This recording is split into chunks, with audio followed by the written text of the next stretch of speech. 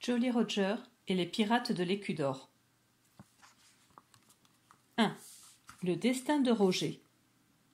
Il était inutile de discuter avec la maman de Roger. Ce n'était qu'un tout petit bout de femme, la maman de Roger, mais elle était redoutable. Eh oui, elle était comme ça, la maman de Roger. Une outre à chagrin, une rabat-joie, une grincheuse. Notre histoire commence un beau jour où Roger était parti faire les courses sur le port de l'autre côté de la colline. Roger, comme d'habitude, se lamentait sur son sort. Travailler, travailler, toujours travailler, du matin jusqu'au soir. Il commençait à en avoir assez. Pauvre Roger, ce n'était pas une vie, cette vie. Il en avait par-dessus les oreilles.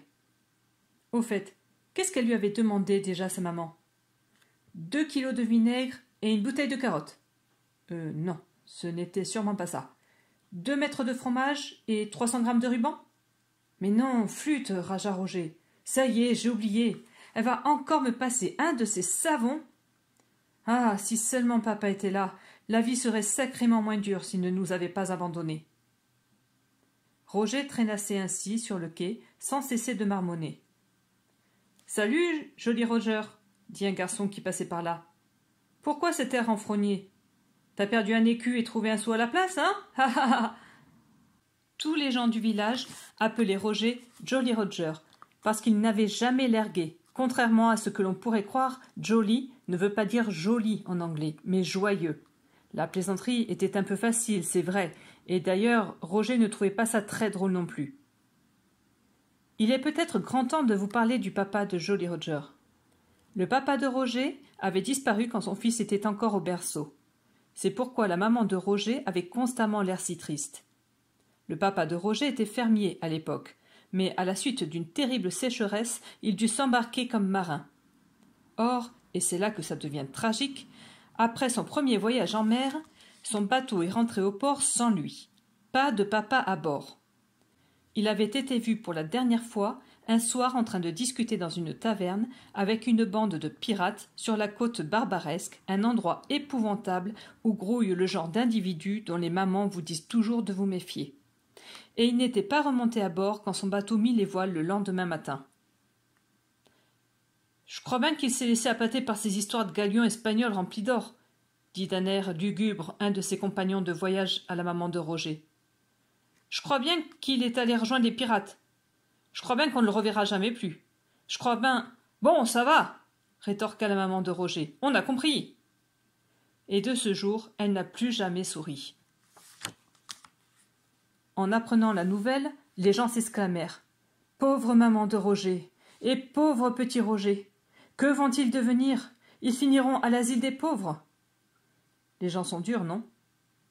Pour sûr, la vie ne fut pas rose tous les jours pour Roger et sa maman, car en ce temps-là, il n'y avait pas d'allocation familiale et leur livret de caisse d'épargne était, je le crains, tout à fait à sec. Néanmoins, ils arrivaient tant bien que mal à joindre les deux bouts. Roger était en train de ressasser tout cela quand il arriva devant l'épicerie. Il était sur le pas de la porte lorsqu'il aperçut collée sur la vitrine une grande feuille de papier griffonné de l'écriture la plus épouvantable que vous puissiez imaginer. Votre maîtresse en aurait fait une crise cardiaque. Et Roger lut le message. « Engagez-vous chez les pirates. On recherche un mousse apprentissage garanti. Bon voyage. Promotion en perspective. Poule mouillée s'abstenir. Contactez Abdoul le Tondu, capitaine sur l'Écu d'Or. Signé Ohar. » Formidable! Je vais prendre la mer avec les pirates et je retrouverai peut-être papa, se dit Roger, enthousiasmé par cette idée.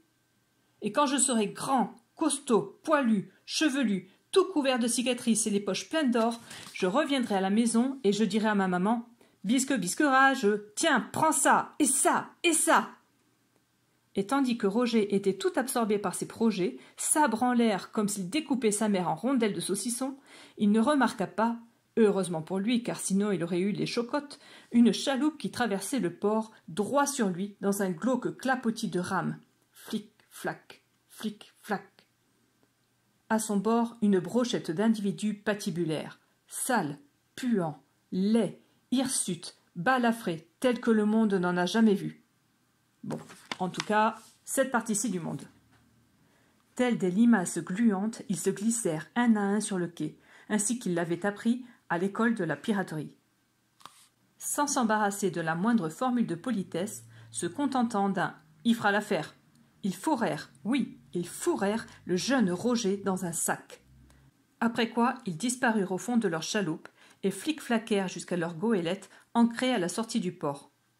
Roger gigota pendant tout le trajet comme un asticot au bout d'une ligne. Pour connaître la suite des aventures de Roger avec les pirates et savoir s'il retrouvera son papa, lis vite le livre Jolly Roger et les pirates de l'Écu d'Or, disponible dans la bibliothèque de la classe.